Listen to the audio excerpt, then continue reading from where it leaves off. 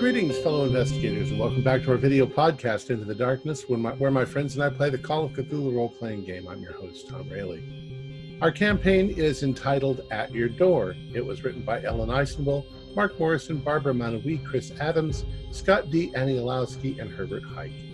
I'm your game master, and this is episode 21. Our recap will be done by Brian as his character, Dr. Jonathan Leach. So without any further delay, let's continue our journey into the darkness. Brian? Okay, guys, before we head off to the museum, I'm going to fax an update. All right. So, leads for the murder investigation, got those. Sean Monk, redheaded lady. Rothmersholm incident leads. Missing security guard. Missing vials. Books stolen from the library. That's could be related. Anyway. All right. So we split up into groups to look into the respective leads. Dr. Evans and myself went to talk with the murderer witness, Sean Monk. Unfortunately, the conversation didn't give us any new information, just a slightly better description of the garb and the medallion worn by the suspects. For the most part, it just supported the information that we had gathered from the police. He also drives a orange Fiat and lives on 1,000 subscriber lane. Upon visiting the Thomas Fisher Rare Book Library, Dr. Mills gleaned a little more information by impersonating an insurance official. As reported, more or less, by the news, only one book was found missing, a volume bound in reputedly exotic leather called the Nautic Manuscripts. So far, most of the clues point towards it being obtained by a collector, aside from the lack of any prior attempts to purchase the volume. Dr. Carlyle and Dr. Flores had the unscrupulous task of stalking our red-headed friend on presumably a shopping trip. For all the stealth and subterfuge displayed by the pair, they only managed to flatten a tire and break into her apartment. Aside from revealing a marijuana-scented den of squalor, not much else was gleaned from this action. I am impressed by Dr. Flores' apparent skill with lockpicks, though. After coming up short-handed, we convened at the university library, looking for references to a stolen book, also the Chocho people, and other possibly connected literature. After a long day with most of our leads turning up nothing substantial, we decided to take a long shot and look at a reputedly disturbing statue at the local museum's Frauds, Fakes, Forgeries, and Fictions exhibition. I'm hoping that this Torngak Rangdagak turns out to be a fake as advertised, and not a statue of another anomalous organism. Let's see. Send that to Full Wilderness and Claire at the lab.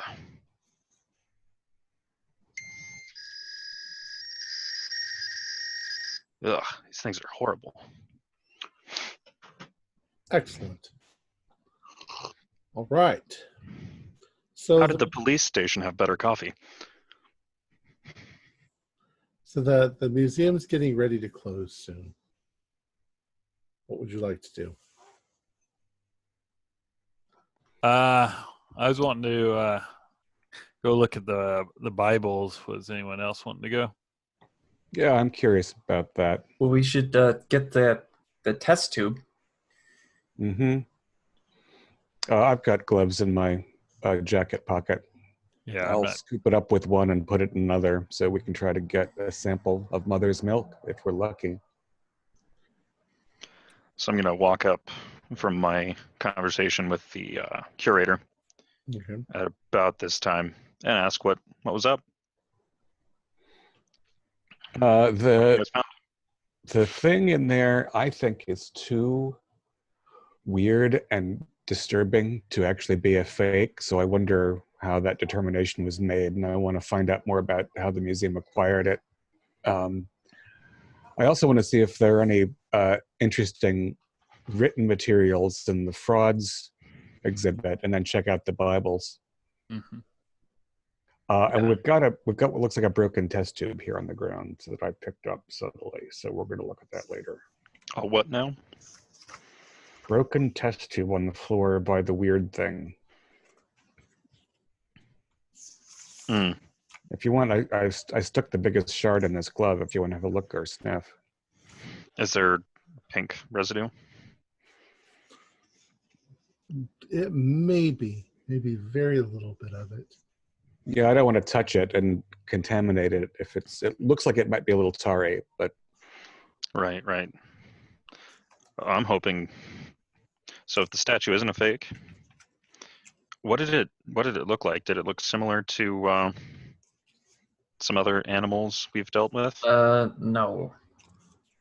like nothing on this planet. Well, that doesn't give me a lot of confidence either. Hopefully the test tube wasn't used on the statue, and hopefully it's just a statue. But Tom, we might want to sorry. back away. The statue didn't look anything like our alien visitor from the cave, did it? No. Okay. Sorry for interrupting you. It does. Does the plaque accompanying it? Did it say what kind of stone it was carved from? It didn't. Yeah, it would give me more confidence, Dr. Liege, if it said it was granite and not. Hmm. It also Calcium. it was very round, like it wasn't shaped so much like a monster than a big round stone that had been carved with features that looked sort of monster-like. But for the most part, it was mostly round. You described it as having a long snout. Was it at all elephantine? That A little bit, yeah, kind of like this, but not much more than maybe 8 or 9 inches long. and claws. And claws, yeah, Yeah, crustacean-like claws. and very bilaterally symmetrical. It was the same on this side as it was on that side. Like a big crab is what it really looks like, with weird features. Yeah, I'm gonna have. It's more nightmare fuel for us. Yeah. So, is there anything? Is there any other text in the fraud exhibit that's interesting? Any old books, something like that? Well, the Bibles are not particularly old. It's more of a display of open Bibles with different languages in each one. 60 or 70 different languages. And they have it kind of associated with the fraud thing? With the fraud? No, it's Okay. I was it's like, more over to it's in another part, but Okay. next to the wing. Does this have to do with the church that was sponsoring the exhibit? Yeah, the church, what was it called? The Church of Redemption. Yeah, they're the ones who sponsored it. Mm-hmm. Now, if we are looking at the Bibles, is there something that has a sign that says Church of Redemption Bible or Church of Redemption Literature? Oh no, it's just owned by. You mean like tracts or anything like that? Not. Yeah, I any- just didn't know if there's anything specific to that religion. Maybe we could read into it and find something mythos related or, mysterious, I should say. Well, what you do know is that it's a fairly large evangelical television station. What you'd expect from fundamentalists. So now they are the ones who donated the Bibles. Correct. They are not associated with the frauds exhibit. I don't know. Did it say that they were? I think. I thought that they were funding the exhibit for Well, some reason. they're obviously donators to the museum.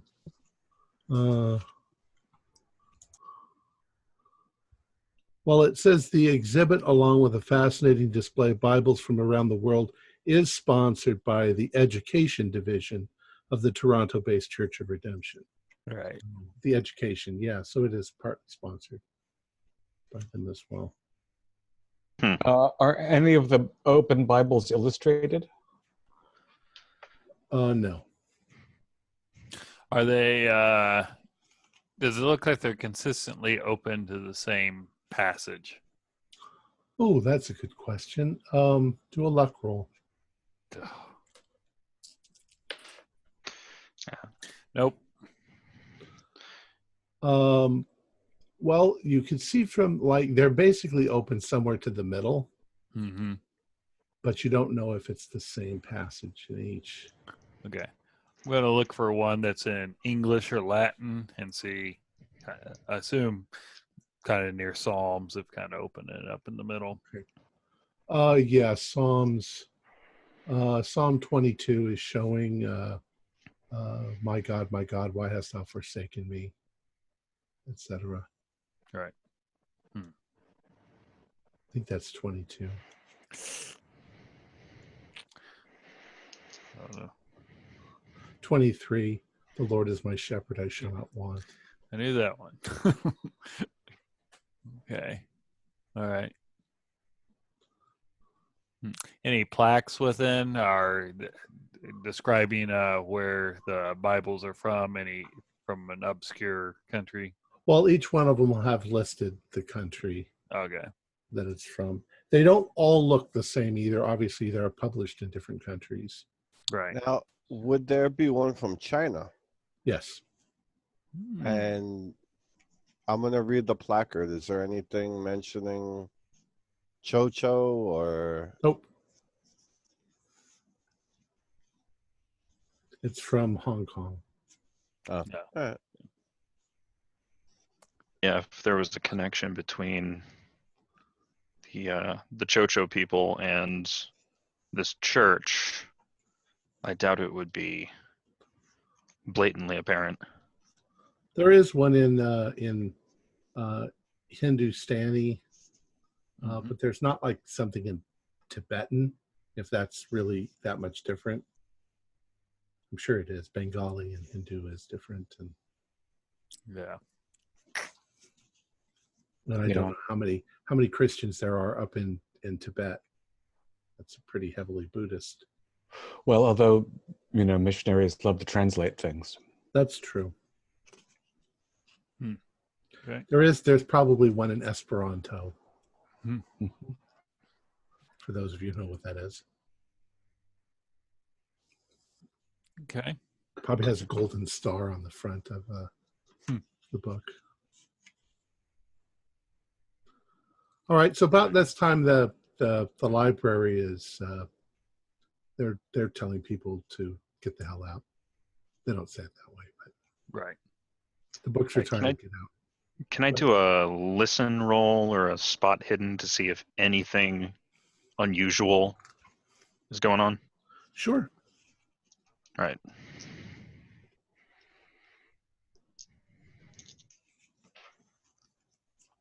That's a fail for either. So One of the guards is going to a wedding tomorrow, and she needs to get her hair done. That is unusual. All right.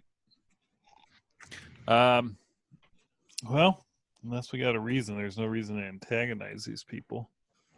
They're wanting to.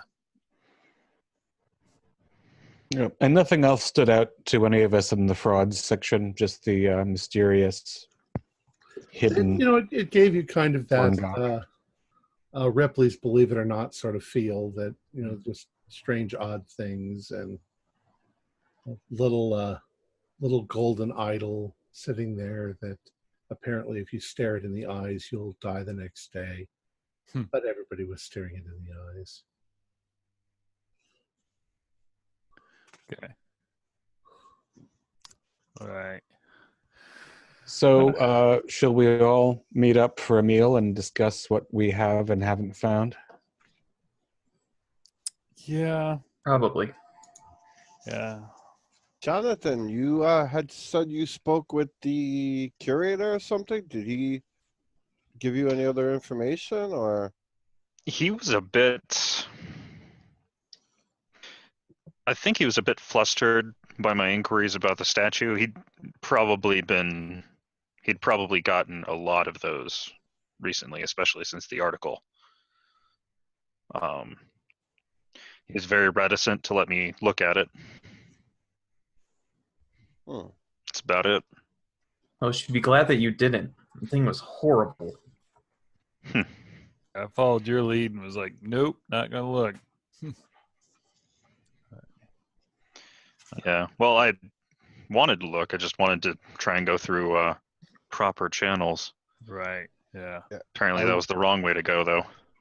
I wish I didn't look. So you're not missing much. Well, maybe I can. Are any of you good at sketching? I can Or maybe paint you a can little just- bit. Yeah. Maybe you can describe it to me and I can sketch it out. We'll do a police sketch type thing of it. Yeah, I've practiced some naturalism drawing. I can try to capture it for you. It's weird though. It's a little bit, yeah. We'll see. Wonder if we could go see where Moore disappeared from, where he was working. Maybe talk to the curator, see if we could come tomorrow. Ask him for tonight. He probably wouldn't be amenable for that. Yeah. Though I didn't push him, so Yeah, but I mean, with it being that option's closing always time, open. he's probably wanting to get out of here too. So Yeah. It doesn't hurt to ask. We're gonna go. Can you point him out? All right. Oh, I'll go approach the curator. yeah, he's over there. Go. Oh, pardon me, sir. I was told you were the curator of this fine museum. Yes. The museum is closing though. Right. Yeah. I just I'm Heather Mills. I'm a PI. I was hired by the Moore family to look into the worker that disappeared. The Moore family. Yeah, Nathaniel Moore. He was a sewer worker. Can I see your credentials? Yeah, I'll try and do a sleight of hand here and kind of flash real quick.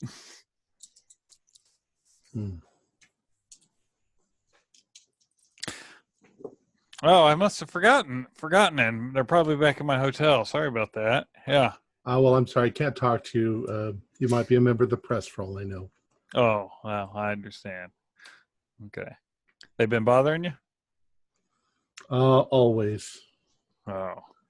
Thank you.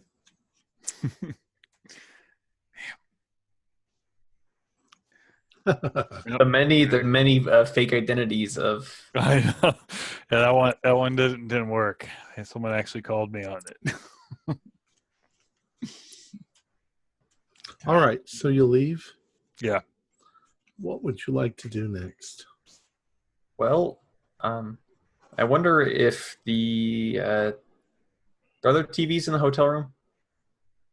Yes. I wonder if we can find that Church of Redemption's broadcast and watch that. Yeah, there'll be TV. Find like a little TV guide or something. Yeah. Yeah, it would be interesting to find out what sort of denomination they're part of. Mm-hmm. I mean, I hope that they're just, televangelists. I would hate if we actually saw something like we've been finding lately with them. All right. So you're going to go back to your hotel room? Or are you going to get dinner first or maybe go back, freshen up, and then go out again? I think that'll make the most sense. All right. So let's see. So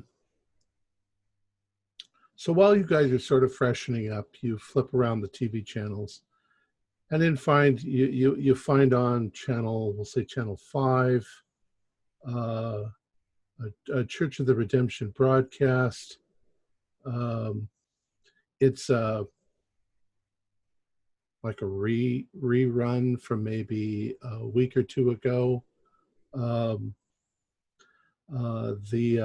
pastor, it looks like his name is Baxter Lully, Lully, and he comes across as a bit Ernest Angsley, if you know who that is.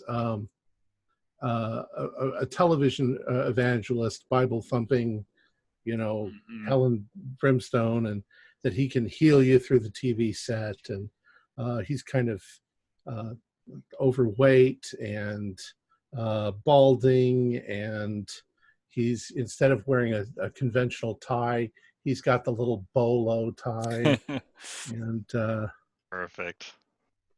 and he's talking about the way to salvation is reading the Bible, and the typical stuff that you would see.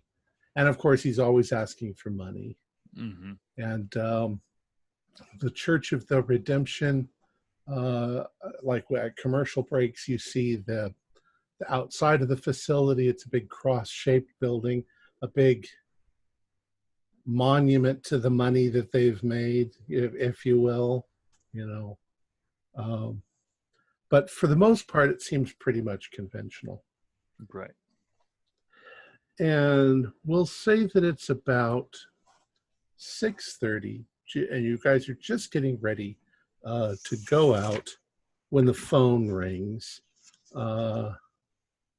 in Margaret's room.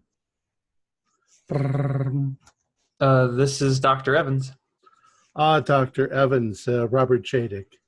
How are you doing this evening? Oh, I'm doing fine. What do I owe the pleasure of your call? Well, I got a fax from Dr. Liege, and I'm very concerned. Are the others there by chance? Yes. Yeah, does this phone have speaker? Probably not. Yes, the others are here. We can assume that we don't have to actually do that. Pass the phone. Pass the phone. Well, you guys have certainly been doing the job that I hired you for. You've been uncovering all kinds of insane things that are going on, danger to our environment. The information you gave me about Rothmersham, I went ahead and I contacted some of the the higher ups in the Rothmersham thing. I also talked to a Mr. Glansandi. Unfortunately, Mr. Codchill is dead. He died in the industrial accident. I'm very concerned, as are they, that this is almost definitely industrial sabotage by another rival company that must be there in Toronto somewhere. Somebody who's attempting to get whatever they're working on. I've done some research, and I think that we can have a fair amount of confidence, at least in some of the people that you've dealt with there. The corruption, it would seem, had mostly to do with Mr. Codchill and something that he was up to in that lab, and something that obviously was attracted the attention of other rivals. You've mentioned in your message that you think that Fenley might be up in that area. That's certainly a possibility. But anyways, I do feel like you've been doing your job very well, and I'm quite glad to pay you. So I'd kind of like you to see if you can assist in finding out what's going on up there as well while you're up there. Of course. Do you have a candidate for the rival corporation? I don't, but you could probably talk to Mr. Glansandi. Mm-hmm. He might have some ideas. He told me he's been reviewing tapes, and he should be calling you shortly, possibly. I just got off the phone with him about 15 minutes ago. In any case, you guys are doing a great job, and I'm horrified by some of this stuff that you're uncovering, and I feel guilty that I've put you, at least in some cases, in harm's way, but there are just not the proper laws and regulations in place to deal with some of these things, and what you're uncovering is definitely going to give us a great deal of leverage to get such things put into place. So thank you very much. And keep in touch, please. Thank you. Will do. Now, did any of us have we considered trying to go by Codshell's house? The AHR records will have his address. Yeah. No, I mean, I don't think we have. No, It's a because he was consideration.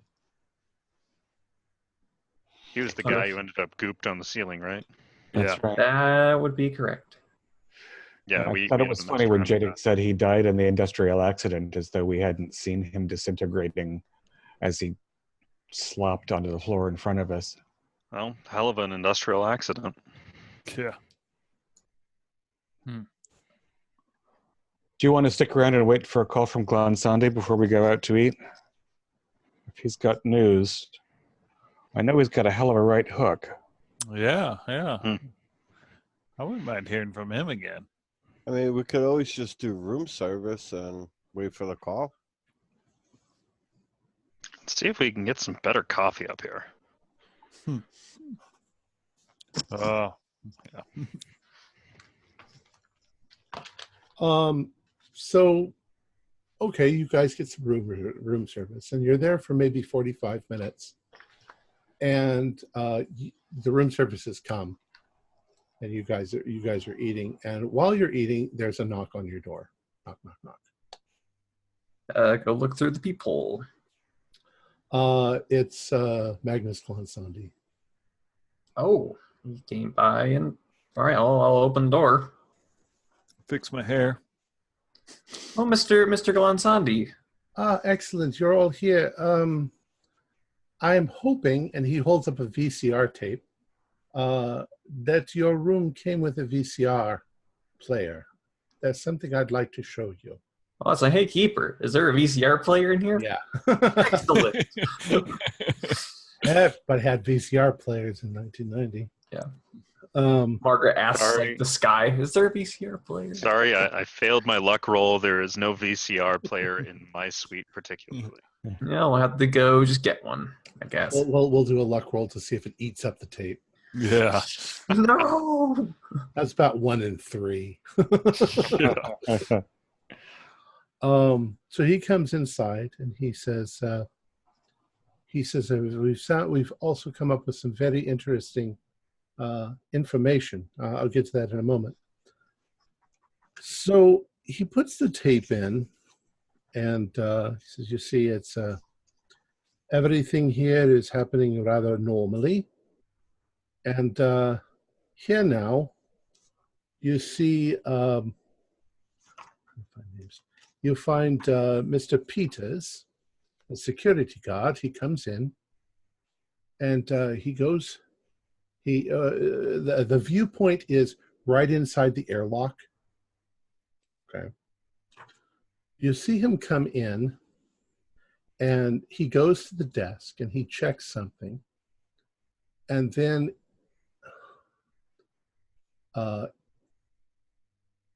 you can't quite see what he's doing, but it looks like he's taking something out of his coat pocket and opening it and pouring the contents just like on the floor. He then immediately walks farther in and he disappears out of sight. And he says, now I'll fast forward, but I timed it. He's gone for about 20 minutes. And now you see him coming back, and he has a case which I presume has the test tubes in it.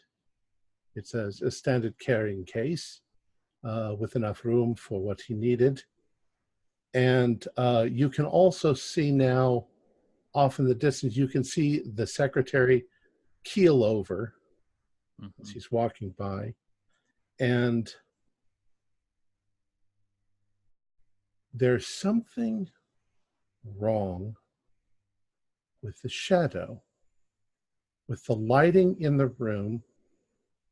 He should be casting a shadow that looks like, a flattened human shadow.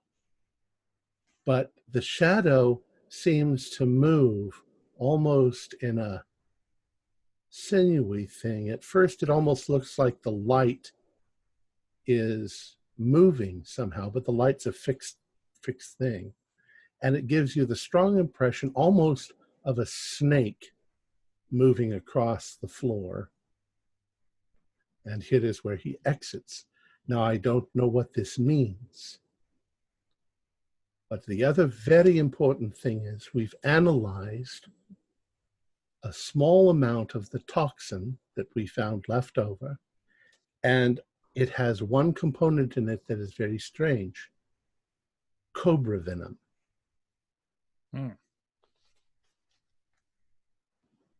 Cobra venom. It is a mystery. I know of no reason why it would be cobra venom.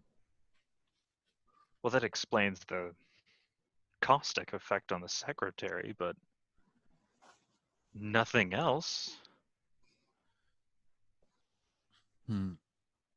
Like, cobra venom will definitely interact violently with blood and such, but Yeah. and nothing else in there was weird. No other compounds found were strange. Well, that was one of the components. We couldn't identify the other components. There are definitely some strange chemical bonds and chemical substances in that stuff, but cobra venom seems to be the closest match. I might want to look at this. I kept thinking that there were distortions in the video, which caused the shadow to distort. But our secretary, before she died, said the shadow is wrong. Yeah. And Right. I don't know what this means. Anyways, I'm afraid that's all I have for now. Mrs. Peters said that her husband had acted distraught when he left. I wonder if he was already under the influence of this shadow. Or did he look well, let's rewind it and look at his face. Tell me if he looks distraught at all, or if he looks like he's being coerced or something. It almost looks blank, emotionless. And this is the face as he's leaving, as he walks by the secretary who's writhing on the floor at that. Having committed a office full of murders of people that he knows and stolen a highly volatile and dangerous substance, he looks almost disinterested. Yeah, he's not there. What about before he pours whatever it is on the floor? Well, you can't see because he's facing away from Okay. him. Yeah. And he poured that thing and then left, but he survived. Yeah, it didn't even bother him. Correct. Did he pour it on his shadow? No, it seemed like he, in fact, at first it just looks like he's pouring it out, but he might actually be pouring it into a kind of pattern on the floor, the way he's pouring it out. It seems like there's too many movements to be just practical. Right. Now, was his shadow distorted when he first entered or only after he left? The lighting's wrong and his body kind of blocks it because the shadow's kind of on the other side of him as he comes in. So he definitely was pouring it on his shadow. But as you analyze it, you think maybe the shadow is wrong there too. Well, what do you think? Do we have another endurance chant type situation? Remember, Glansandi's standing right there. Have Mr. Glensandi, have you been able to, since this is obviously some type of sabotage, maybe able to get the police to look at his bank account? Maybe some other company's been given him money to do this, and they could trace. Yes, we've been trying to get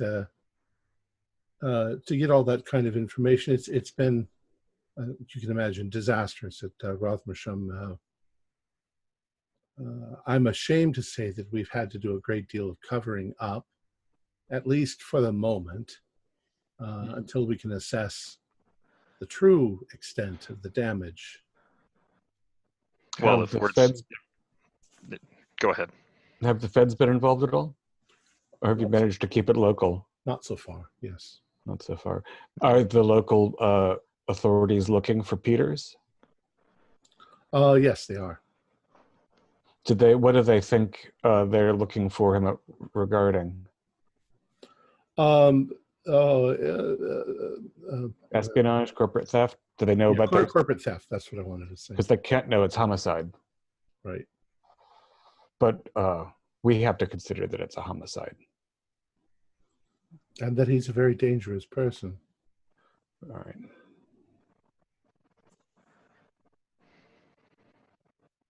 And the authorities have his vehicle information? Yes, they do. Are there external cameras? Is it possible some other vehicle picked him up? We don't know that for sure. How long had he been working for you? A few years. A few years. Have you talked to his immediate supervisor, see if he could figure out when, hey, he started acting strange a week ago, or? I actually have. He has said nothing seemed out of the ordinary at all. Mm-hmm. It's almost like it's out of the blue. I mean, just, man. It's quite distressing. Are there any local competitors? Well, I mean, there's a number of them. I can give you a list. I'll have to compile a list. But for the most part, my guess is that it's somebody not directly here in Toronto, but possibly somewhere else that sent in a saboteur. I don't know where they would have gotten their information. And we've had no contact with Finley. Right. Yes, you haven't, but apparently somebody has. At least he's somebody who has information about the fact that you had the serum. In any case, that's what I have for you this evening. I'm sorry I don't have more. As soon as I know more, I will get back with you. Yes, that list of likely competitors would be very welcome. Okay. Good evening. Have a nice evening. Good evening. Swing by anytime. And he takes the tape back. And did it come out of the machine clean? Took a couple of button pushes to get it to come out. Is it the top loading kind? Oh, that was garbage. That's the front loading. Ooh, fancy. Who visited Mrs. Peters? Like, what do you mean? We had that little pretend HR visit. Was that you? Yeah. Heather, you really are almost a compulsive liar, aren't you? Well, you're around them college students a lot. You got to be quick on your feet with them. And always have a pack of smokes. Speaking of which, I'm going to go out on the balcony. Her name is really Debbie. Surprise! Everything you know about you is a lie, Heather. Are you even a doctor? Mrs. Peters said that he had seemed distracted or upset that morning. Right. Do you think if he'd had a visitor, that would have come up in your interview? Some strange guy, say Dr. Finley, had been by 2 nights before, she would have said that, don't you think? I think so, but she was pretty distraught too, and we don't want to upset her too much. Because somehow, all right. I would be willing to bet that. I'd be willing to bet that he was at least not initially willing to be complicit in this sort of activity. I'm betting that someone used his family against him. Or maybe, I mean, that shadow was really weird. Maybe that thing out at the farm, we never saw how it cast a shadow there. I mean, Or it could be another endurance chance situation. Yeah, I'm prepared to accept provisionally, now that we've met a ghoul and an alien, that there's some cobra venom spell that is compelling his behavior, and they've probably dropped his body off somewhere after having used it, like off a cliff. Yeah. Dr. Carlisle, do a luck roll. 19. No. Yeah, sorry. I wasn't sure if it was a 6. 19. Pass. Okay. Yeah. As you guys were all talking about this, Doctor, you had taken the VCR tape out and you just flipped the channel onto a regular channel. I think you used to have to put it on 3 to watch the VCRs. Yeah. And Dr. Ethan, as you're looking at the screen, you see breaking news. And you've turned the volume down so you don't hear it, but you see that it's breaking news, another victim of the Toronto Ripper. Oh, as soon as I see that, I'll try and turn the volume up way loud. Okay. Ethan, what the heck? Look. Basically, the news shows that a victim of the Toronto Ripper has been found behind a dumpster. The identity of the person is E. Martin Peters. yeah, of course. And the location is about 2 blocks from his house. That poor woman, those poor kids. Exactly. Well, now we've definitely got a connection between the murders Wait, I have a and the question. shenanigans at Glenn's. Well, Sorry, Dr. Leash. When people were talking about the other murders, any witnesses, didn't they say they saw like a shadowy figure too, or am I making that up? No, I think they did. They remember, even in the interview they asked us about another. They asked us about another figure, but was it referred to as shadowy? no, the other figure was referred to as shorter and young, if I remember correctly. Okay. Younger looking. And then the taller, darker person had Silver hair. yeah. And Right. there's a question of whether they're wearing overcoats or robes, or, there's even, who knows. Because I was just thinking, if the shadow was behaving differently than the person, maybe it's the same. Maybe it's one person with a shadow, not 2 people. Well, I wonder. I mean, there's been multiple events that we've seen. I mean, the break-in. Peters is dead. But what about any of the other victims? They weren't associated with the library, were they? I mean, the bookstore where the book was stolen. Let me check our notes. No, or the museum. Well, yeah, the closest we got is that Russell Simons. He was at the university library, but that's not the same thing. So, Well, it's kind of next door. okay, yeah. Um, And how far was the Peters house from these other murder sites? Because it said it was 2 blocks from there. yeah, actually, their place is farther on. It's on the other side of the town, but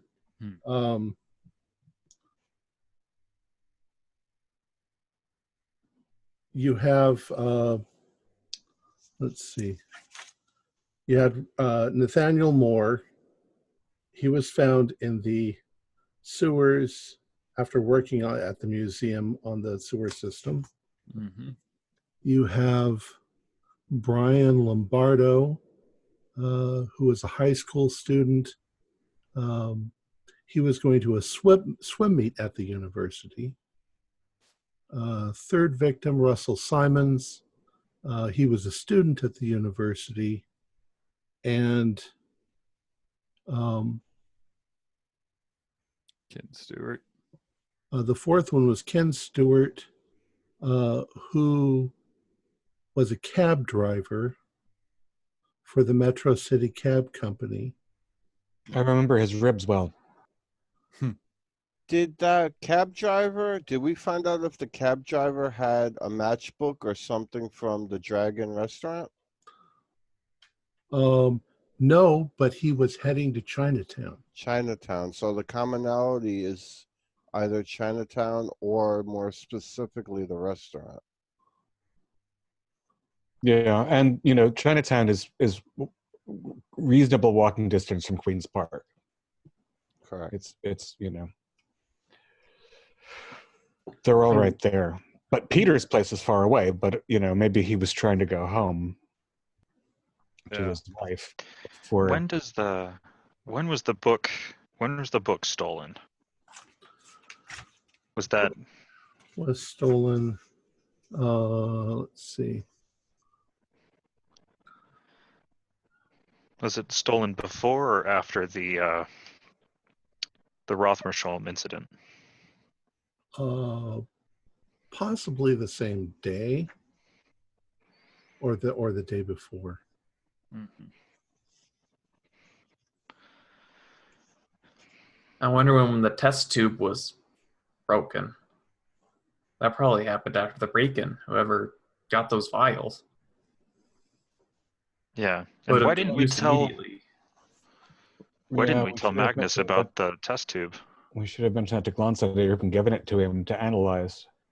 Although I imagine the lab is not very functional right now since everyone who worked there turned into gray dust. Just in the containment area. Yeah. Yeah. I'd imagine their less sensitive labs are still perfectly functional. I could run by. Go see him. Let's see. What do you want to do? It looks like the narcotic manuscript was reported stolen the day after the incident. Okay. That's what it looks like because, 19 was the incident, and 20 is when we learned of it. So it might have been that night. Right. Okay. What do we want to do? Do we want to keep following up on the church? Or someone said maybe go look at Mr. Codgels or Dr. Codgels? Apparently it's late. I'm tired. It was that room service meal was heavy. Yes, but if we could go look at Codgel's house, maybe he has some documents or some journals that might let us know what he was dealing with. But I can't shake the feeling that several of these things that the murders are connected with the theft of the vials. Well, there's definitely a strange loop now that we have now, because our runaway doctor has a definite connection to the Black Dragon. Our runaway doctor also knew about the serum. The Black Dragon is associated with a bunch of murders in the Toronto area.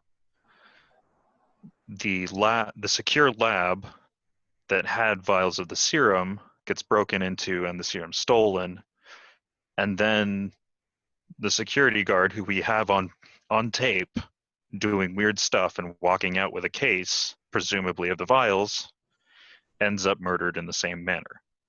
Yeah, it's not a coincidence that out of 5 murders, one of them is the man who sabotaged. And the first one was at the museum, or was somebody working on stuff for the museum who was killed, and now there was a vial left, or vial used. Yeah. There.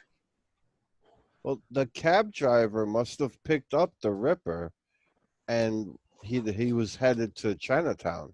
He got to the destination and then killed the driver. Mm-hmm. Why kill the driver though? That doesn't seem, unless the Ripper needed the organs. Either he needed the organs or he sourced something he shouldn't have.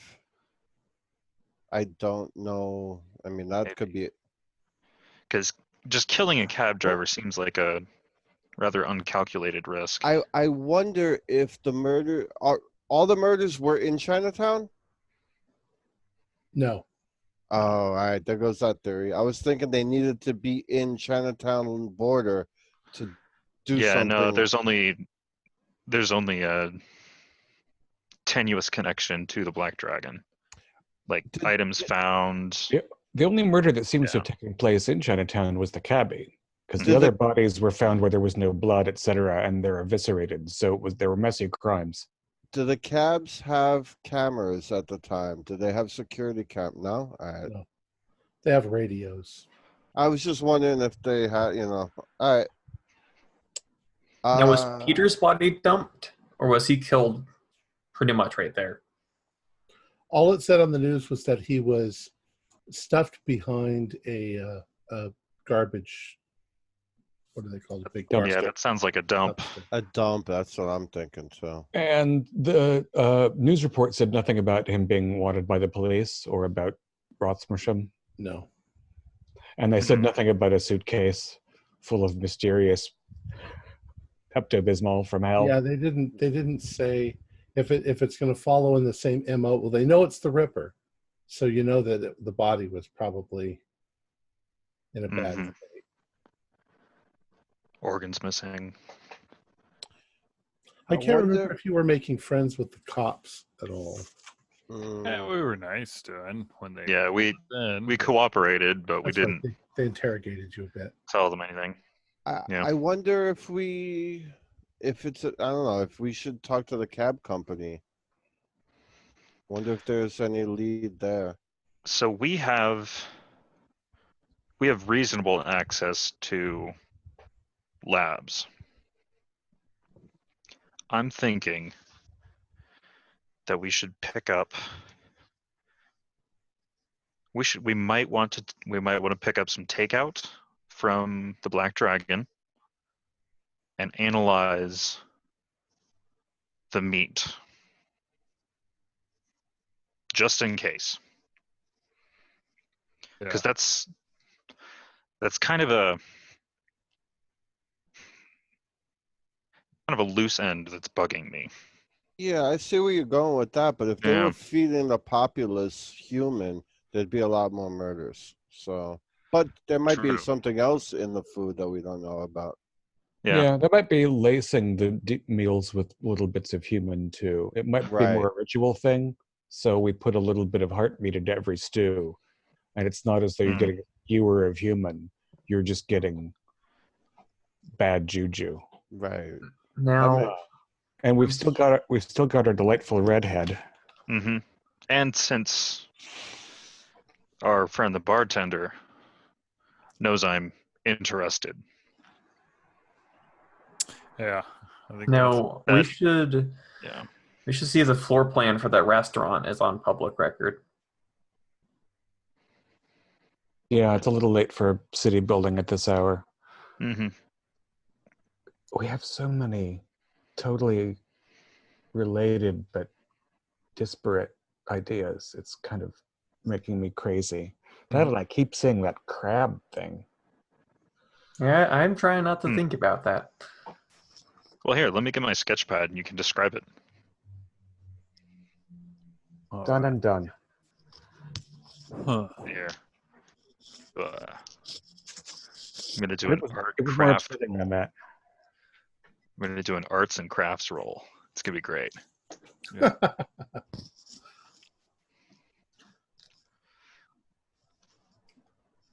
All right. Man. So that's I make a nice sketch of a dog. It's pretty good. Mm. That's what you described, right? The longer snout.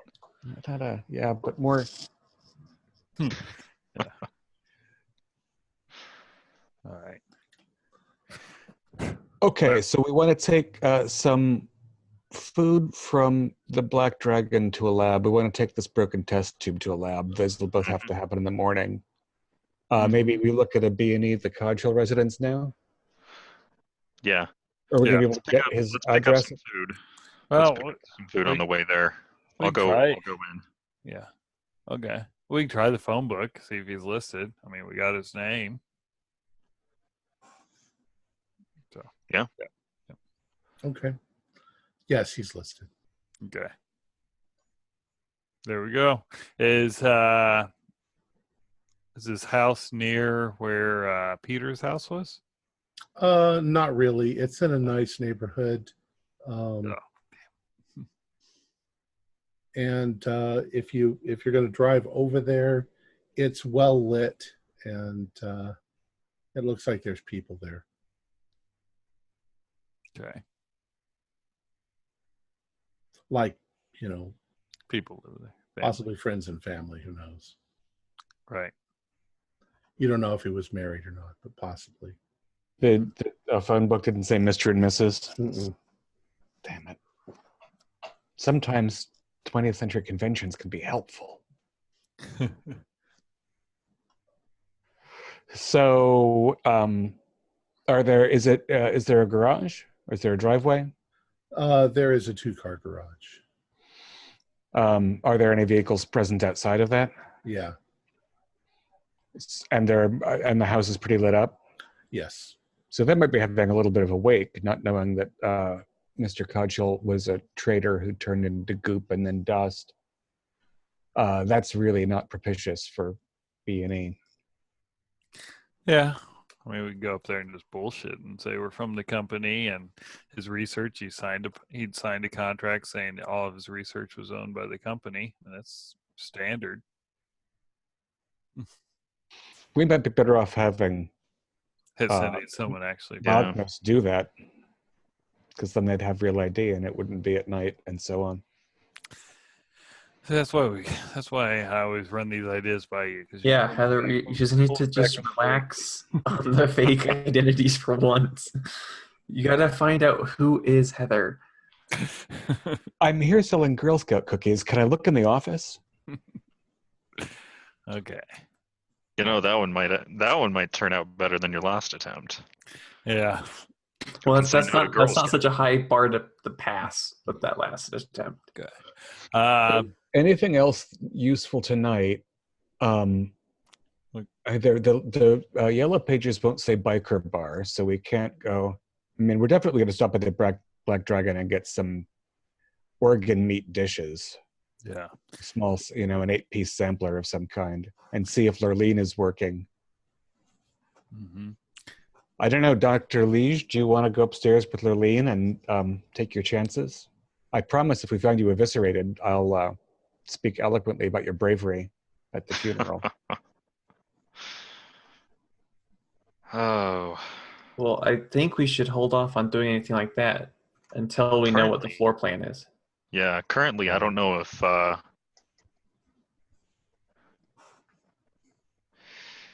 Lurleen is anything other than bait, and we don't even know if she is bait. It might just be super sleazy. But if we do manage to find something untoward in the food, then Order the daily special too. It's something that they're putting cheaper and giving out more of, so that might have something in it. And I find it just too convenient that someone who was with a biker gang the first day we started this whole craziness happens to be at the exact spot we go to in Canada. I don't buy that as a coincidence at all. Just a sleazy thing. Like, I understand where you're getting at, but out of all the sleazy places to be, she's right where we are. So So she looks like a very strong swimmer. I mean, if you spend 8 hours a day in a tank, you kind of have to be, or develop it. She's not particularly muscular. She's kind of thin-ish. Yeah. All right, so back to the Black Dragon. Do we want to go by the dump site first? Just look. I mean, the police are probably crawling all over it still. Are we going to the dragon or ordering it just to pick up? I don't think we should all.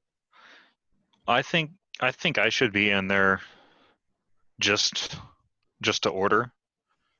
Yeah, Say I'm getting some takeout because they know my face. If they're targeting people, then that would definitely put me as a target. I think that's the best chance we've got at catching them with non-USDA approved meat. Right, but I just don't want that not USDA meat to be you, Dr. Lee. Buddy system. They're not going to jump me in the restaurant. Get in. No, if you're not going upstairs with Lurleen. Yeah. I wonder how many other swimmers they have, and I wonder if they're all available. So that's another reason to have eyes in the building. Also, did we ever see a picture of Mrs. Finley, or only hear a description of her?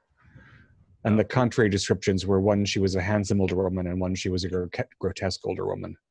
Well, Yeah, handsome isn't necessarily a good descriptor for anyone female. It was in the 20th century. Yeah.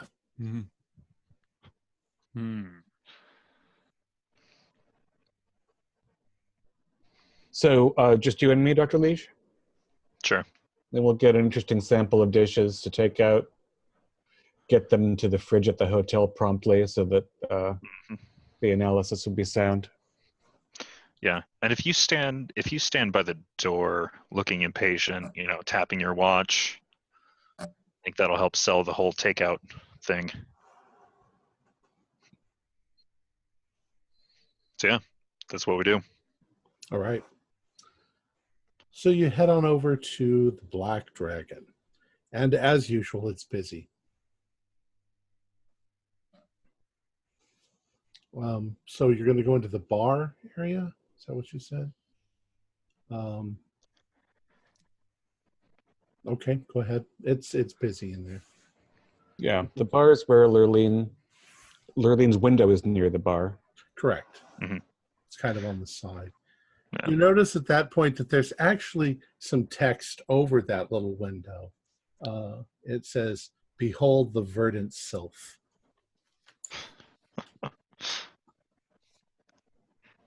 Selling it a little hard, isn't it? All right. So I'll walk by the window. Is she in there? Yep. All right. Just walk by it. Walk up to the bar. Is our favorite bartender? He is. He says, There we go. "Oh, you came back. Good. You like our food. What can I do for you?" Yeah. So I'm looking to actually get a bunch of takeout for my associates and I. Okay. Can I see a menu? What? Yeah, sure. He gives you a menu. So I order the daily special. All of the names are written in Chinese, and then it'll say something like, pork with this and beef with that and chicken with that. My favorite real-life Chinese translation is chicken asshole with rice, which I have seen. I think they meant gizzard, but I'm not sure. I didn't order it. So I'm going to impatiently look over it with you. We're looking for anything that looks like organ meats, and the daily special I think is a good idea. The only meats that are ever mentioned are just pork, chicken, and beef. Right. They don't mention human meat on the menu? No long pork, no sweet veal. They don't say lizard or but they also don't say liver or, right, kidney. They just say kind of meat. right. And seafood or no seafood? Oh yeah, there's probably shrimp and fish. There's no tank inside though. There's no one of those live. No. Yeah, so we could ignore the seafood. Mm-hmm. Well, it would be up by Tibet Chinese, so there's not really ocean. Well, you'd think that, but there's all the There's the weird octopus insignia. Mm-hmm. So There's lakes and things like that. daily special, meat sample prep, like a sampler platter. The chicken asshole with rice for Desmond. Mhm. Just a wide variety of stuff. But within, we're not ordering everything from the menu, but just the things that look That have meat in it. interesting. Yeah. We ordered vegetarian to consume. We're ordering meat to take out. So as you're waiting, and he's doing bartendering stuff like that, he says to you, so I noticed you keep looking at our mermaid. Oh, it's just it's an interesting attraction for your restaurant. Any insight into why that got put in here? It's just sort of to have fun, But she's like I told you, you can talk to her if you want. Have some private time with her. Yeah, maybe when I'm not ordering takeout. You notice just a little bit of disgust in his look when he's like that. Disgust at the demurral or disgust at the suggestion in the first place? The disgust at the idea that a woman would sell herself like that. He's, of course, selling her. But they're very religious people. Right, kind of, yeah. Yeah. Well, you notice that she's not an Asian woman in the tank. That makes it okay. She's a white fish.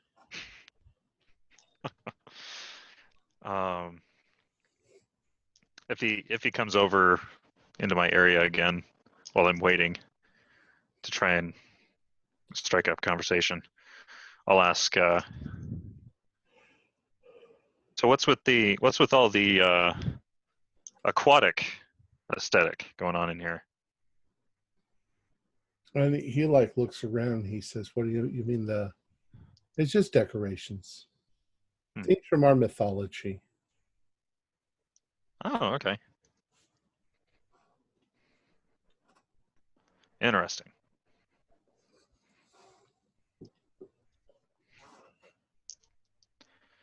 Yep. When's the food coming out? It takes about 20 minutes, and then they bring it all out in little Chinese boxes. Yeah. Desmond's looking thoroughly impatient. All right. So he gives it all to you, and you pay for it. Have a nice one. Come back again. Oh, of course. For the record, last time they ordered and the time we were there, I said it specifically. I've never eaten anything from this restaurant, and I don't plan to. And it smells so good.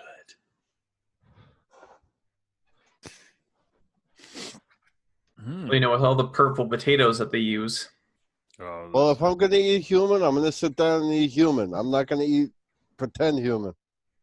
Well, if you're going to eat human, you're going to meet your friend the ghoul again and discover what Exactly. life underground is like.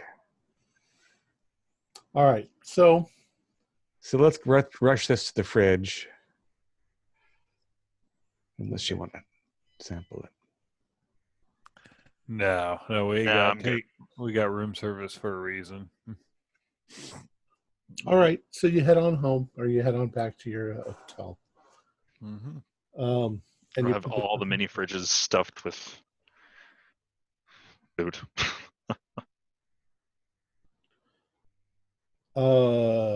what do you do now? Let's do something else. Let's see.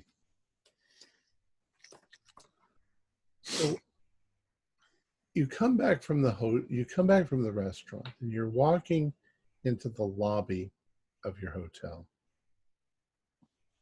And just as you come through the front door, we'll say it's got one of those really cool rotating doors. Coming through that, you realized when you were outside, in the glass front, there's a restaurant, that's in the in the lobby. You guys have eaten there. You see a couple of guys walking from the restaurant over to the elevators. And just as you go through the front door, you see that these two guys that have just gotten into the elevator, one of them is a tall, silver-headed man. The other one is a shorter, younger-looking fellow. And they are definitely dressed in long trench coats with some sort of a silver medallion around their neck. And the door closes. Where's the phone? I go over to the Find the phone. I go over to the elevator and watch the floor, see where it stops. I'm looking for a phone. Margaret, How good a look did we get what at are the you thinking, medallion? cops? Yeah, I'm thinking cops. Yeah. These are people that were witnessed at the first murder at the crime scene, and now they're here. And Mm-hmm. It goes up to the 5th floor, but then you see it continues up to the 6th floor. There might have been other people in the elevator, Right. and then up to the 12th floor, and then it starts back down again. yeah, I'm calling the police. If I can get like the Now, reception are there to get me a phone. what's the stairs situation? Make sure that they don't get away. Yeah, There's a stairwell. You know, it's not just an open just one? stair, but it's There are probably 2 fire stairs. probably 2 fire stairs. Yeah, we should watch, because I mean, if that elevator comes back down with some gutted people in it, I'll be sick if these people get away. Who's doing, Did who's we- doing how- what? Yeah, What's well, where? Margaret's on the phone. How big's the elevator bank? 2, 3, 4 elevators? 4. Yeah, But there's they're all on the same wall, so we can watch them pretty easily. There's probably, I don't know, 500 rooms in this. Is that a lot of rooms? Maybe that's a lot of rooms. A lot of rooms. That's reasonable though for like Yeah, it's a big city. 4 elevators. It's a big fancy hotel, so we'll Yeah. say, yeah. What What- floor? Oh, sorry. So Yeah. what floor are we on? You're 5. on 7. I don't know, 7. Okay. Okay. I tried to get a good look at the medallions. Did they look the same? Yes. And there's stars, moons, purple hearts, Yeah, pink clovers. do an occult roll. I think I have more Cthulhu mythos than occult, if that's appropriate. No, this is occult. This is occult. Then the chances were very slim, and I did not make it. Okay. You can all do that, by the way. Didn't make it here. Nope. 99. Ooh. I was exactly 50 off. Well, I mean, it definitely looked occult. It wasn't a cross. They weren't wearing big crosses. There was definitely a star, like in the middle of it, with some other stuff around it. Like a 5-sided star? Yes, Uh-huh. With some other stuff. And it was silverish, but I couldn't make anything out. right. But they looked the same. It also was, I think that it was a right-sided up star. Mm-hmm. Mhm. It didn't look like a Satan star. Well, what's commonly used for, you know. Yeah. They also do a well, you didn't Yeah, really, what was their manner like? Yeah. yeah, I'll say you can all sort of do spot hiddens on that one. Ooh, 06. A 41 is good, but not as good as an 06. 73. Well, you couldn't see completely clearly, especially because you started seeing them when you were walking outside and coming towards the door, and you didn't really notice them. When you walked in, they seemed to be laughing and enjoying themselves, like they just had a nice dinner. Mm-hmm. Did they have shadows? Not that you could see. The taller, older fellow, his gray hair, is it like long and swoop back, or is it a buzz cut, or? Yeah, it's kind of short. Just short hair. And the short guy looks significantly younger. Yeah. And You'd they're probably both guess. Caucasoid. I'm sorry, what was that? They're both Caucasoid. Yes. The silver-haired guy looked like he might be in his mid-50s, maybe a little younger. And the other guy looked like he could have been 20, 22, 23.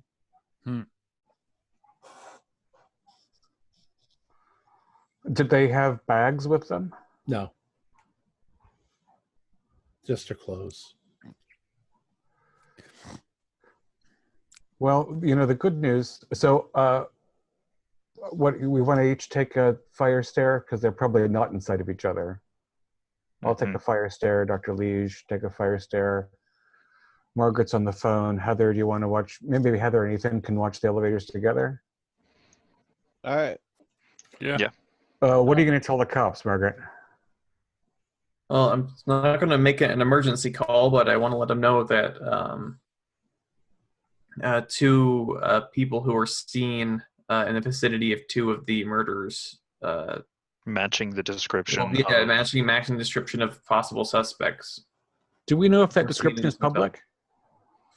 I mean, I saw a file when we were being interrogated. I don't know. Is the news report saying that there are two people wanted or anything? No. So, Margaret, you might have to identify yourself. It's Yeah. not actually anything you saw written down. It's something that you overheard when you were at the police. Right. Station. So I'll call them and it's like. And all that it said is wanted for questioning too. Yeah. And Yeah, when we were being interrogated, they described. Well, they certainly implied there were two parties. Yeah, with questions and stuff. Yeah. All right. So do a luck roll, Dr. Evans.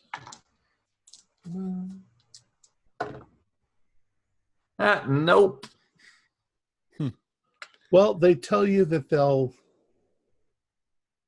send over a detective to ask you some questions and see if you can offer them anything to. Right. They're not exactly sure what you're going to be able to tell them. It was that they're here. They're here. We saw them go up an elevator. You're talking about the two people that were wanted for questioning. Yes. We'll send somebody over, and Yes, please be quick. you can tell us what you saw. You'd think that the silver medallion detail would get their attention, but who knows who's answering the phone and what they know. Right. All right, so the rest of you, you're going up the. Who's all staying in the lobby? All right, Dr. Carlisle, you're staying with Dr. Evans. Yep. And the three of you are going up the stairs. We're watching I'm watching one fire stare. Desmond's watching another. Okay. Margaret's on the phone. Yeah. Do we want to? Now that we got three people near the elevators, does two of us want to go up and check 5th, 6th, and 12th floor? Right. We need to get this food in the fridge soon too. Mm-hmm. So if we have three people downstairs, then we've covered the exits. Yeah. It's probably 9:00 at night or something. Yeah. So, in all likelihood, unless they plan to kill tonight, they're in. But I want to stay down here at least for a little while and until the cops come, assuming they'll ever send anybody. And I'm assuming that they didn't go to our floor specifically. So. Nope, they didn't. So, Margaret, you want to go check out the 5th floor?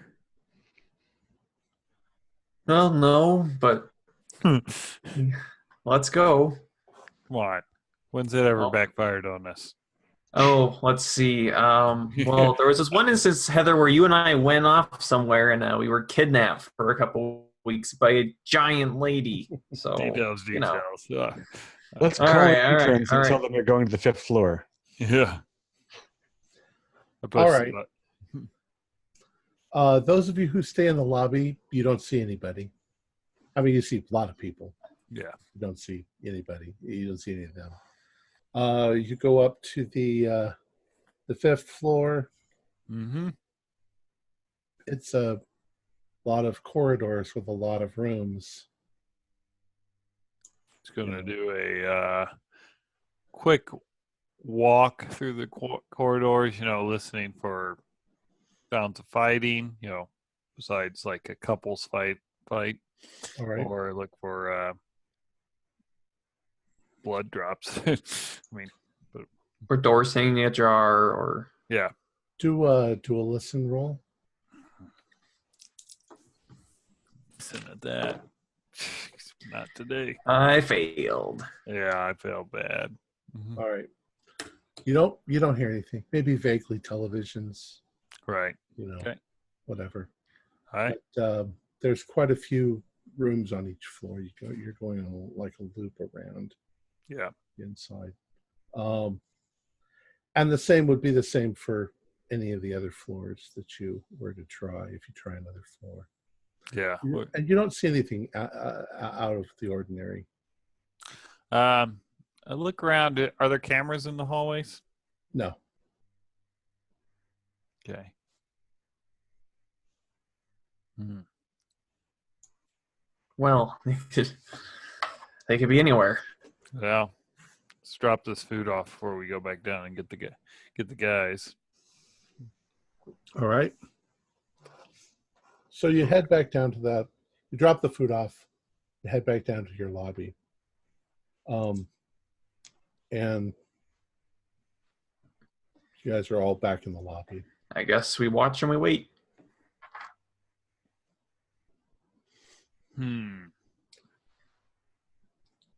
Well, Now, just them walking, assuming they did the 5th, 6th, and 12th floor is just a walkthrough, and then came back down. That's going to take 20 minutes, a half an hour. right. Has anybody from the police that showed up yet? Well, we'll say probably a half an hour. And a guy walks in, obviously looking like a policeman, a police detective. Yeah. And he's just sort of glancing around to see if he sees anybody. I mean, there's people, so. We saw them getting into the elevator. We didn't see them talk to reception or anything. Is that correct? Hmm. So we don't know if they just checked in or if they've been here for a while or if they even have a room. Although, given that they were upstairs for a half an hour at least, they probably have a room. So, well, Margaret, there's the cop, it looks like. I don't know how we get him interested, but our only chance of getting any information from this, I think, is if the two of them are sharing a room and the reception can tell the cops something, because they're not going to tell us. Right. But if we can convince the cop to ask reception, they're a pretty striking looking couple, especially with their silver gewgaws. Right. Right, yeah. So I'll go tell the cop what we saw, the two guys and their medallions, and how that matched to the descriptions that we had heard. And I just thought to call them. We were witnesses, after all, who were questioned. Mm-hmm. All right. So yeah, we're told to tell you if we... He takes down the information that you give him, but he doubts that it will lead anywhere. I'm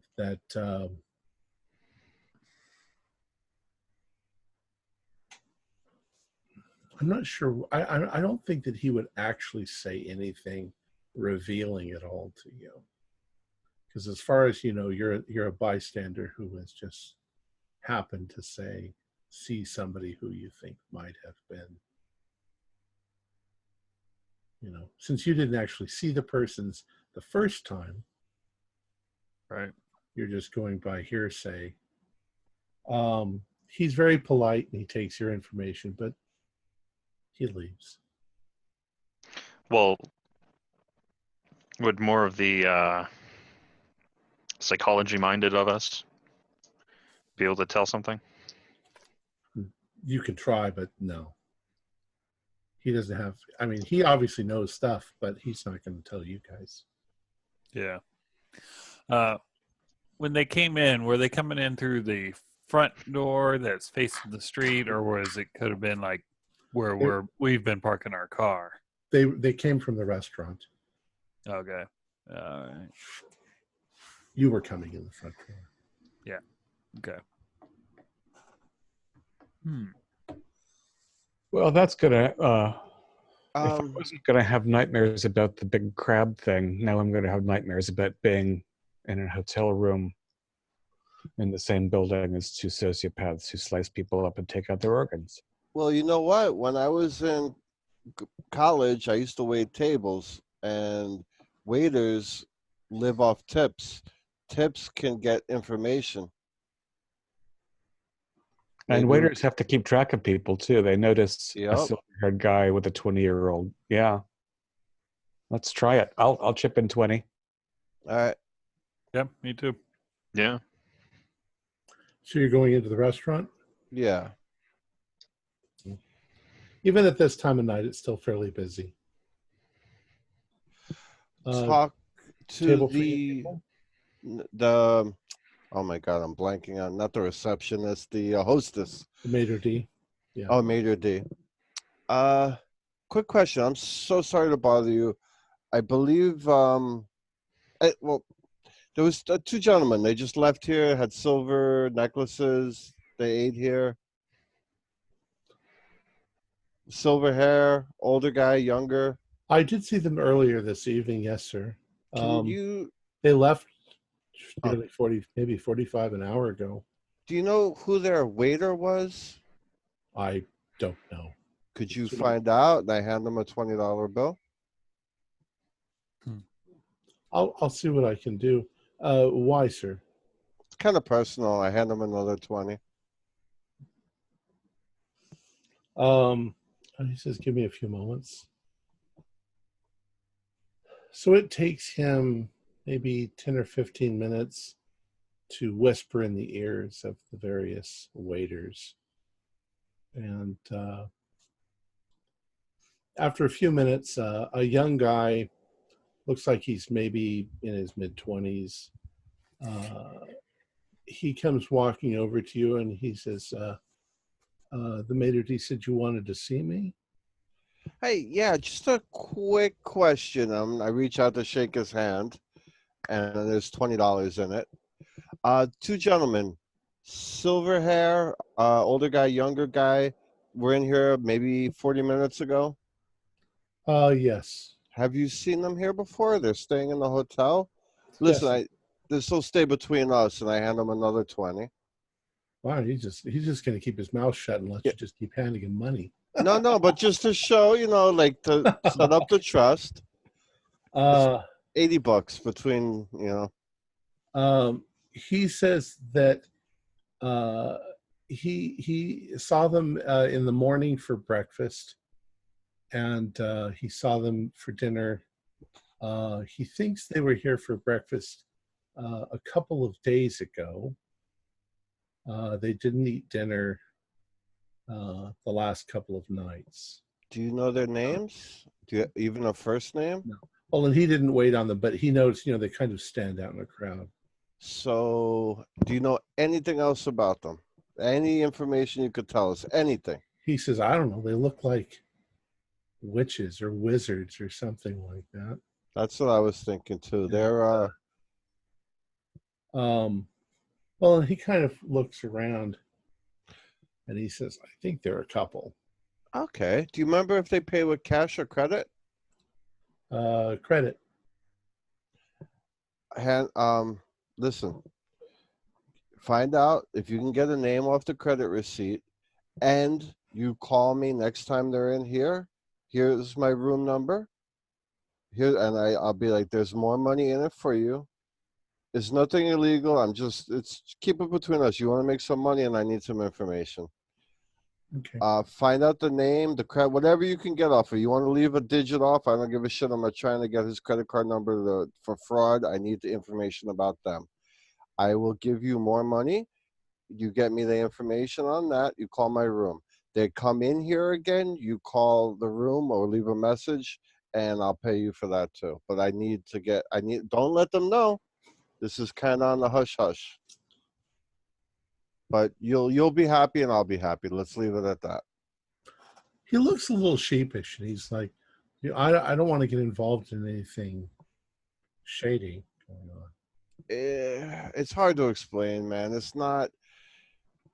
It's a good thing that I'm doing. They might not be doing a good thing. So It's okay. I'll contact you because he doesn't get paid that much money. You've given him a couple. I was going to say, you gave a college student like $60. He's going to be like, this guy's bad. Exactly. Actually, 1990s, he probably takes the 20s and checks them to see if they're real. Yeah. $1991. Yeah. You could buy a Walkman. Yeah, Canadian dollars. Mm-hmm. $89.99 Sony Walkman, bright yellow. Mm-hmm. All right. So, what time does breakfast start at this place? 7 a.m. Okay, I'm gonna make sure I'm down here at 7, just in case they come get breakfast again. Okay.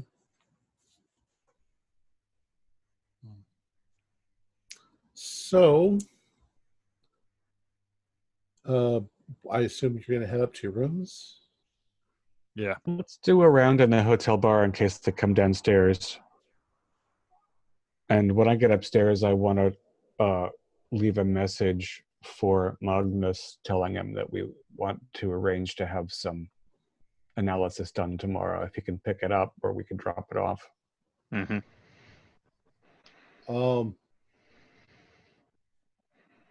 You actually get a hold of Magnus.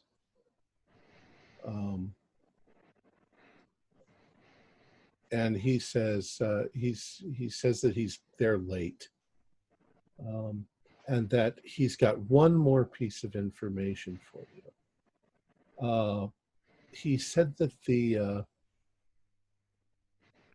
lab that he had analyzed the poison that said that it was cobra venom. They got some very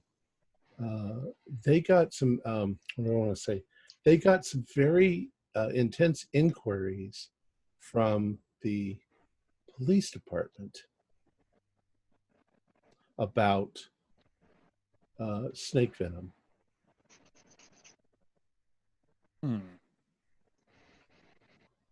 Like the police started out the gate asking about snake venom? They were actually asking about certain kinds of compounds that were poisonous, including snake venom. And that contact was spontaneous and started by the police department.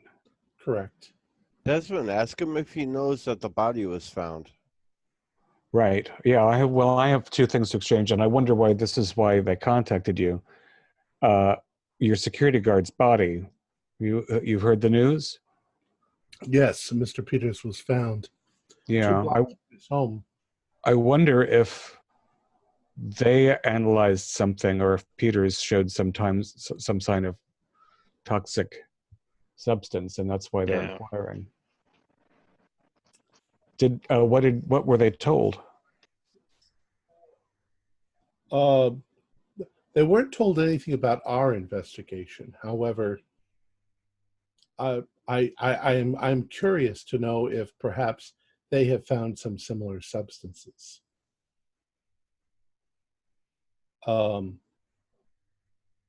Also, I have a connection that told me that the body of Mr. Peters was found. It had its chest cracked open. It was disemboweled. Certain organs were missing, and in this case, The one thing different about this one than the previous ones was that he had been entirely skinned. Ugh. Mm. Did you get the? Did you learn whether or not these atrocities occurred near the dumpster, or whether it had been dropped there? I don't know for sure, but they didn't talk about a lot of blood on the scene. Mm-hmm. But your connection didn't say anything about him being poisoned beforehand, or Correct. anything that would suggest snake venom. That's very interesting. Yeah, I'm sending, or if you can, if whatever you'd prefer, we can send or drop off some samples, some materials we'd like you to analyze. We have a test tube that was broken in a public place that we don't know what it contained. And we'd like to test some foodstuffs for possible human remains. Something's happening with all the organs that are being taken out of people. I will send somebody by in the morning to pick up That's excellent. the samples that you have. Yes, please, someone you trust. Yes. There's a lot of skullduggery going on. You don't know anyone attached to the police department, do you? Not directly, no. I'd like to find a way to get them to take us more seriously than they do, but it's hard in a strange place. Keep up the good work. Thank you, Dr. Glansundy. And he hangs up. So now it's about 10 o'clock.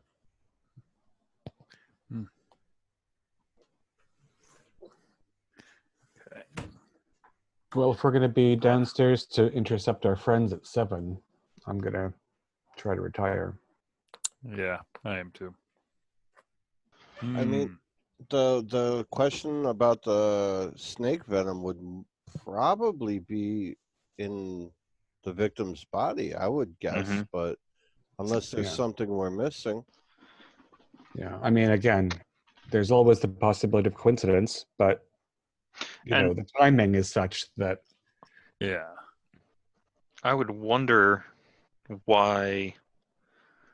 So if all the murders are connected, I would wonder why the snake venom question didn't come from the police sooner. Because then that makes me think that the snake venom is specifically related to The wrong shadow. Yeah, there's no indication that anybody else was acting against their will before they were disemboweled. I think this is a sort of 2 birds, 1 stone thing. They had to get rid of Peters because he knows what he was compelled to do.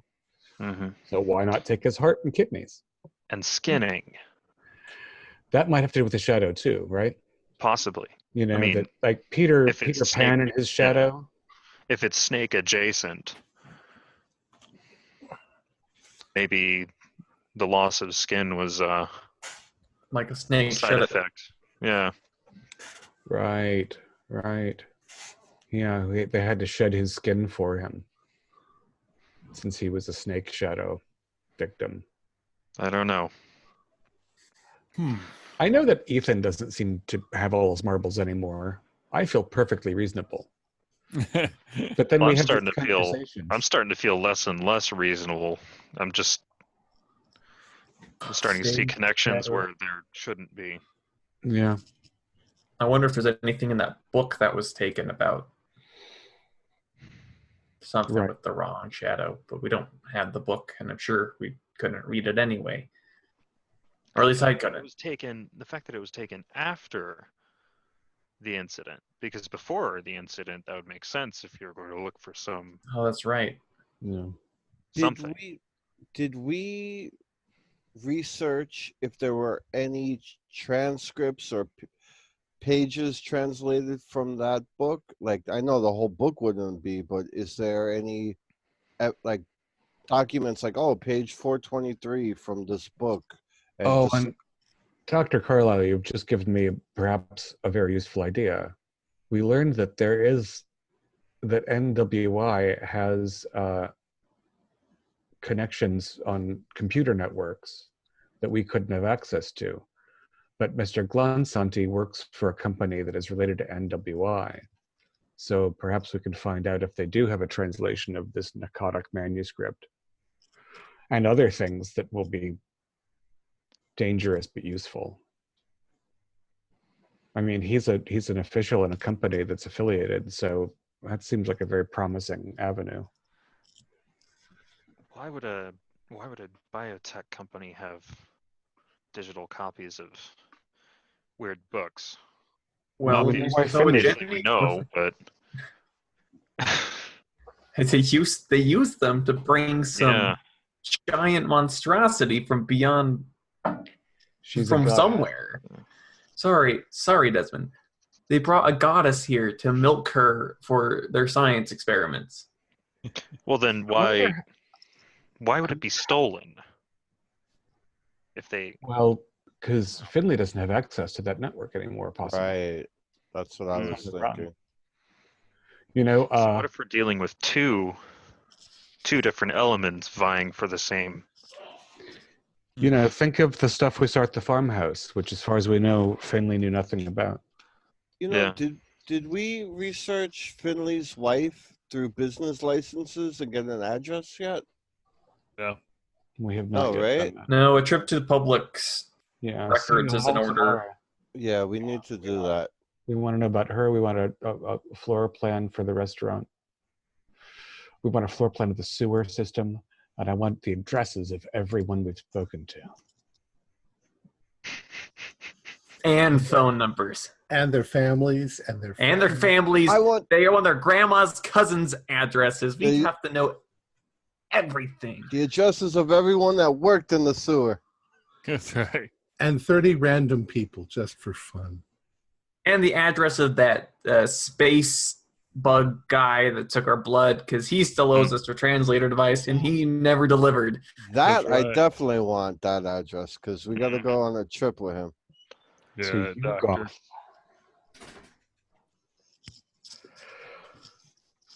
Yeah. I am just need going to to- go ahead and put a pink sticky note on the page that has all the addresses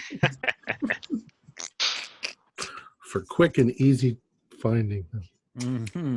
I should start doing hardware store runs too, just in case. That's always good. All right, so So I head to bed because I planned for an early breakfast. all right. Yep.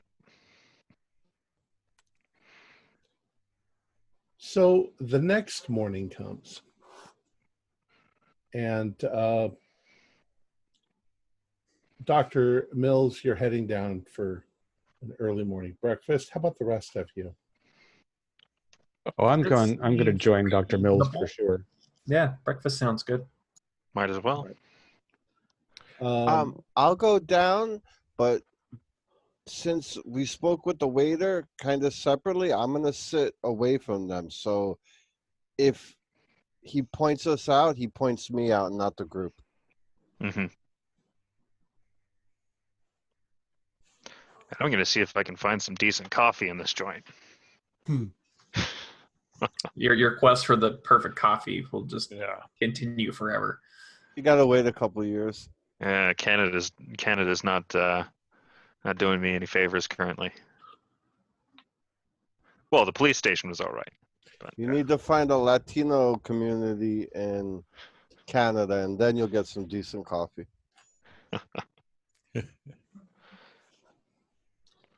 All right. So as you guys are sitting there, you're only sitting there for maybe 10 minutes. They've brought you your coffee and possibly taken your breakfast orders. When you see two gentlemen, they look like they're the ones that you're looking for. Mhm. They get out of the elevator. They're not necessarily dressed in the same clothes as they were before. They still have on their medallions. which, as you can see them, because they are heading towards the restaurant, they're upside down pentacles. I mean, they're right side up pentacles, but they've got like the moon and the sun on either side of them. Okay. And that does match the description. Yeah, and they seem to be in a very cheery mood as they're coming. They're walking closely together, and you hear them come up, and the maitre d' asks them, what name. It's going to be about 5 minutes to sit you. What's your name? And you hear the one say, Scott. The older guy says Scott. So 5 minutes go by, and they call Scott, and Scott and the smaller guy, the younger guy, they're seated at a table about 10 feet from where you are. And they're chit-chatting. They're chit-chatting about what they're going to do today. Do they want to go to the museum? Do they want to go back to the university area? Should they go back to the Black Dragon restaurant tonight for dinner? Do they have a recognizable accent? No, they sound American. And then the one named Scott, the older, taller guy, he says, "Damn it, I forgot my glasses." And the younger one says, "I'll go up and get them for you." And he says, "Okay." And he starts to extricate himself from his table. And I'm gonna get up and follow. okay. Well, I'm gonna turn around and almost like engage him. It's like, "Oh, sir, are you from? I guess you're in a hotel. Are you from out of town?" He looks at you and he's like, "No, we're visitors." Yeah, well, we. Are you? Who are you? I am too. Which one are you engaging? Oh, the one who's still sitting, Scott. Scott. Okay. Well, is the museum any good? Sorry, I'm just on vacation, just trying to know where some good places to see. Oh yeah, the museum's really nice. We were there a couple of days ago, just looking around. Lots to see. Takes a couple of days to go through it all. Oh wow, no, definitely have to stop by there. So that's an interesting a necklace. Oh, thank you. What is it? I mean, I don't mean to sound insensitive. Does it represent anything? I know I have a sister who likes getting tattoos with those types of symbols, and she loves to talk about what they mean. I'm just curious. Well, he puts his hand on it and he looks up at you and he says, "It's a symbol we're kind of we use for certain rituals." He says, I'm a witch. Oh, really? I belong to the Wiccan religion." Oh, what brings you into town? Just sightseeing. Sightseeing. Okay, so the other guy, are you going to follow him into the elevator? Yep. All right. I'm gonna purposely kind of slow roll it so he's the one closest to the keypad. Okay. So he goes up to the 5th floor.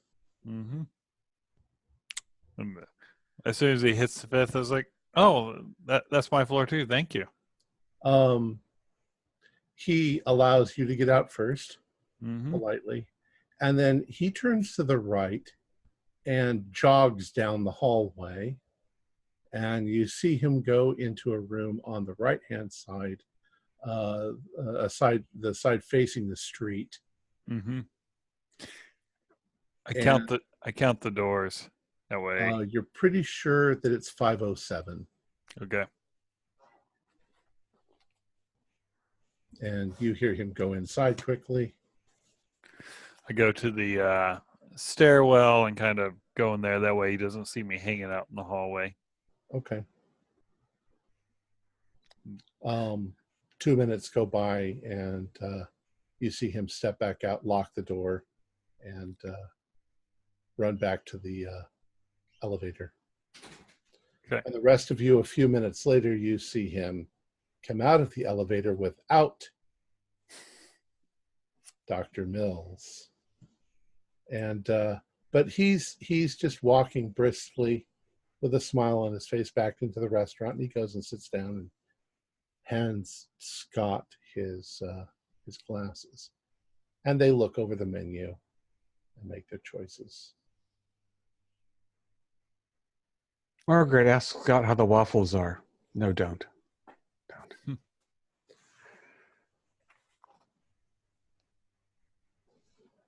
So Heather and Margaret, and I'm, leaning into the table.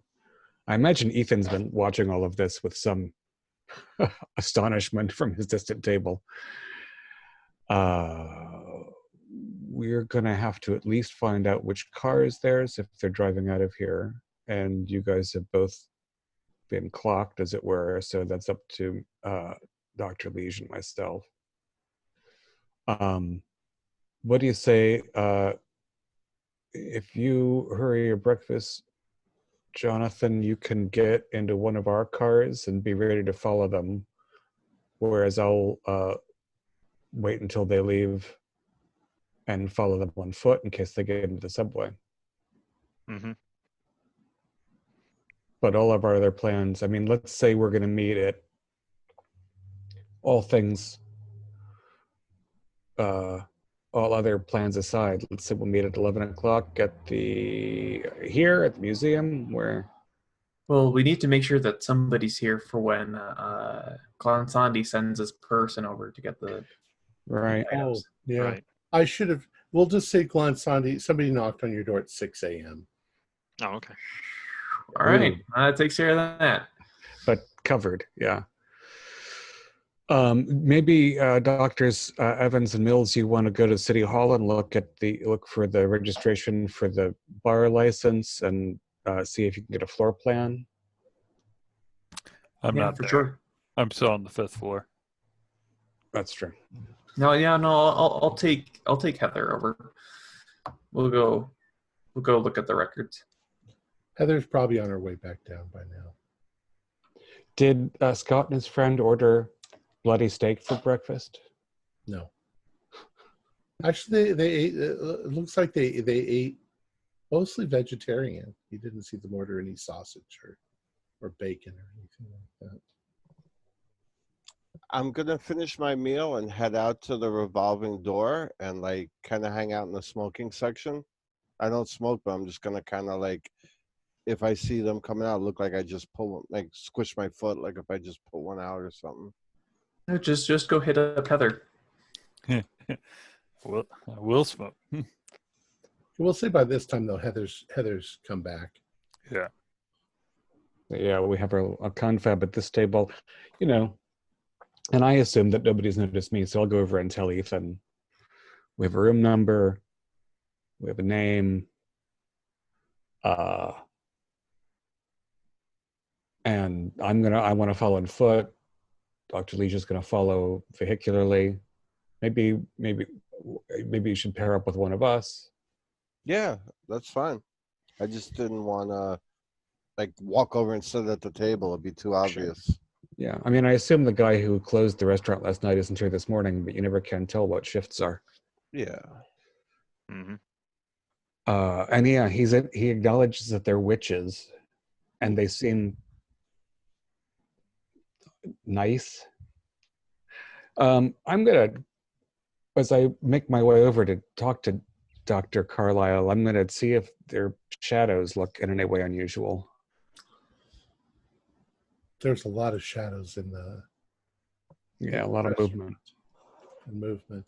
You don't think so? We could try to get into their order, if we show them some real magic. Hold a car battery.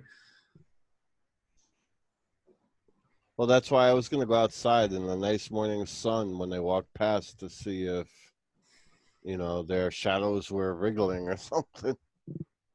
Okay. Hmm. So Good Ethan, Ethan, you're outside.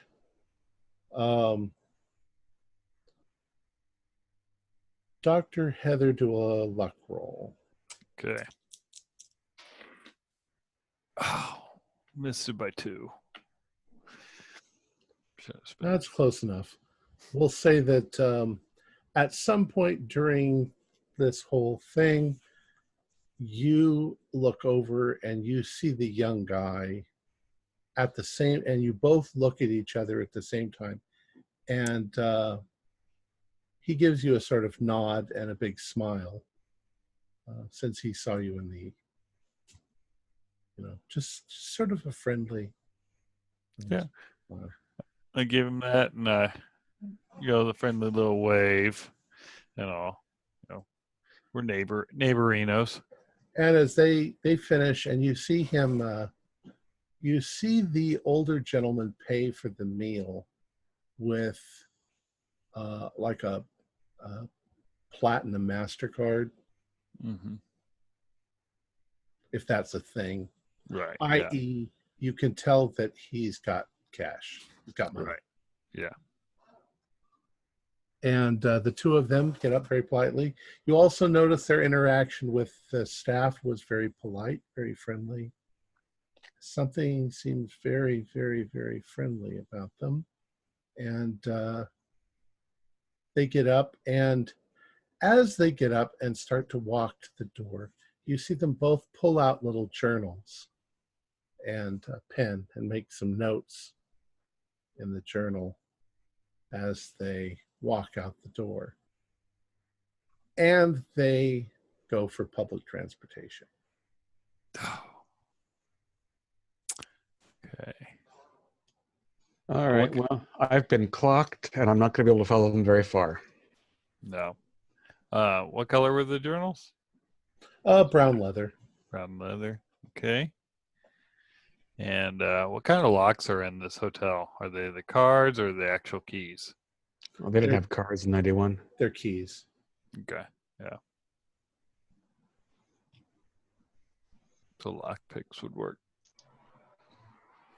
Oh, okay. So given that, I assume that I saw Junior and Heather exchange their happy smiles. Mm-hmm. When I follow them out, I'm going to stop Dr. Carlisle and say, they saw me at Heather's table, and they know that Heather, and they saw Heather. So I'm going to have to pass this on to you. All right. I'll do my best. I say that after they've passed, obviously. Right. Those guys right there. Follow them. You. All right. So I think that's a good spot to leave it. 2 hours is just not enough, but I know. we it's a good time for us. All right. Our players included Morgan Llewellyn, Brian Daly, Keith Craig, Jason Melnichuk, and David Gassaway, with yours truly as Keeper of the Secrets. We're currently producing up to 5 shows a week with music and sound effects added in post-production in order to create a richer listener experience. We provide audio-only versions of our shows free for you to download from Podbean or iTunes. The costs involved with our show are provided almost entirely by our patrons. Without them, we wouldn't be able to do what we do. I would like to mention that Jason Melnichuk, one of our players here, has become a $10 patron. And thank you so much, Jason. You do so much for the show already, but every little bit helps. So thank you very much. If you'd also like to help support our show, please visit our Patreon account. Just $1 a month helps us a lot. You can find a link in the description below. Like, share, and subscribe to our channel, and punch that bell icon for updates on our latest shows. And leave us some comments. We enjoy reading them and answering any questions you might have. This is Tom Rayleigh, together with all the members of our gaming club, inviting you to journey with us once again into the darkness for another adventure into the universe of H.P. Lovecraft and the Call of Cthulhu role-playing game. Until next time, good luck, good gaming.